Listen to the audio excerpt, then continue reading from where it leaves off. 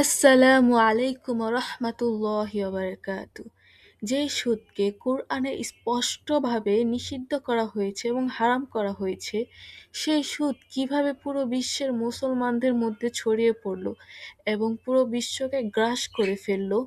আল কুরআনের সূরা বাকারার ২৭৫ নম্বর আয়াতে বলা হয়েছে, যারা সুদ খায় তারা কিয়ামতের দিন এমনভাবে দাঁড়াবে যেন শয়তান তাদের স্পর্শ করে পাগল করে দিয়েছে। এই আয়াত দ্বারাই বোঝা যায় ইসলামে সুদ বা রিবাকে কতটা কঠোর বা নিষিদ্ধ করা হয়েছে। আর পুরাতন বাইবেলেও দরিদ্রদের থেকে সুদ নেওয়াকে পাপ বলে গণ্য করা হয়েছে। কিন্তু একটা প্রশ্ন জাগে, পুরো পৃথিবীতে ব্যাংকিং সুদগুলো মাথাচাড়া দিয়ে উঠেছে, এবং এই ব্যাংকিং সুদের সূচনা কিভাবে হলো?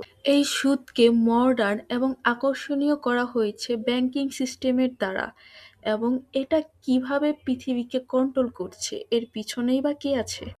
একটি পরিবার, মেয়ার আমসেল রথচাইল্ড। ১৭০০ সনে যখন ইউরোপ জুড়ে যুদ্ধ চলমান, সেই সময় রথচাইল্ড তার ৫ ছেলেকে পৃথিবীর ৫টি দেশে পাঠিয়ে দেয়: জার্মান, ফ্রান্স, ইটালি, ভিয়েনা ও ইংল্যান্ড। তাদের হাতিয়ার তলোয়ার ছিল না, তাদের হাতিয়ার ছিল টাকা এবং ব্যাংক সিস্টেম নেটওয়ার্ক। এটাই হয়তোবা পৃথিবীর প্রথম ব্যাংকিং স্পাই নেটওয়ার্ক। যখন প্রতিটা দেশগুলোতে যুদ্ধবিগ্রহ লাগতে শুরু করলো, এক পর্যায়ে দেশের রাজারা দেখলো যুদ্ধের ফান্ড কমে গেছে বা শেষ হয়ে যাচ্ছে, তখন তারা চিন্তিত হয়ে পড়ল। আর সেই সময় একটি পরিবার বলল, আমরা আছি, অর্থ দেব, তবে সুদ দিতে হবে। তবে এখানেই সীমাবদ্ধ নয়, তারা দেশকে অর্থ দিতে লাগলো। একটি যুদ্ধে দুই পক্ষের মধ্যেই একটি পরিবার ফান্ডিং করছে। এটা অনেকটা এমন যেন অস্ত্র ব্যবসায়ী অস্ত্র বিক্রি করছে, কিন্তু গলি কার মাথায় লাগুক সেটা তার দেখার বিষয় না, সে শুধু তার ব্যবসা চালিয়ে যাচ্ছে। যদি ফ্রান্স হারতে থাকে তাহলে হঠাৎ করে ব্রিটিশ ব্রোন কেনা শুরু হয়ে যায়, আর যদি জিততে থাকে তাহলে বেচা শুরু হয়ে যায়। এভাবে দুটি দেশই লোনের মধ্যে ডুবে যায়। আর নেপোলিয়নদের তো আরো বাজে অবস্থা। মানুষ লোনের মধ্যে ডুবতে থাকে এবং অর্থনীতি পরিস্থিতি আরো নিচে নামতে থাকে।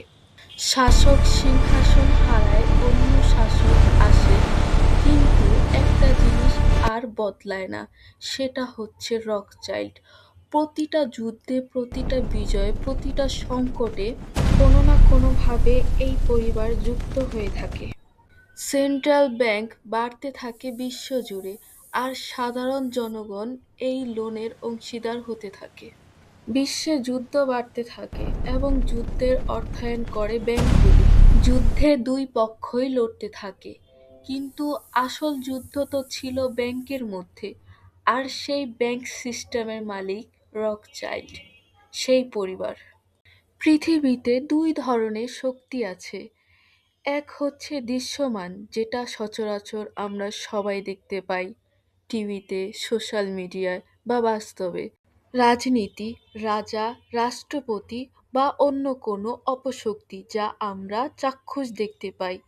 আর দ্বিতীয় হচ্ছে এমন, যেটা আমরা কখনো দেখতে পাই না এবং জানতেও পারি না, বুঝতেও পারি না, যেটা আমাদের চিন্তারও বাইরে।